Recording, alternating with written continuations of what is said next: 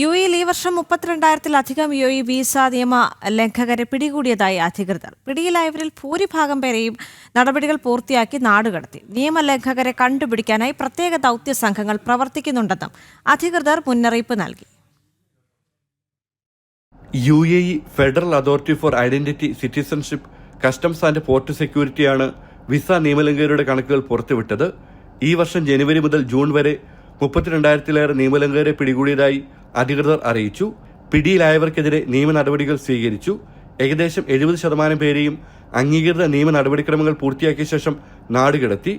രാജ്യത്തെ നിയമ സംവിധാനങ്ങൾ വിദേശികൾ കൃത്യമായി പാലിക്കുന്നുണ്ടോ എന്നറിയാനായി കൂടുതൽ പരിശോധനകൾ നടത്തും. യുഎഇയുടെ പ്രവേശന താമസ നിയമം ലംഘിക്കുന്നവർക്കെതിരെയും അവരെ താമസിപ്പിക്കുന്നവർക്കെതിരെയും നിയമവിരുദ്ധമായി ജോലി ചെയ്യുന്നവർക്കെതിരെയും ആവശ്യമായ നിയമ നടപടികൾ സ്വീകരിക്കാൻ മടിക്കില്ലെന്നും ICP ആവർത്തിച്ച് വ്യക്തമാക്കി. തൊഴിൽ, താമസ സൗകര്യങ്ങൾ എന്നിവ കേന്ദ്രീകരിച്ചായിരിക്കും പരിശോധനകൾ.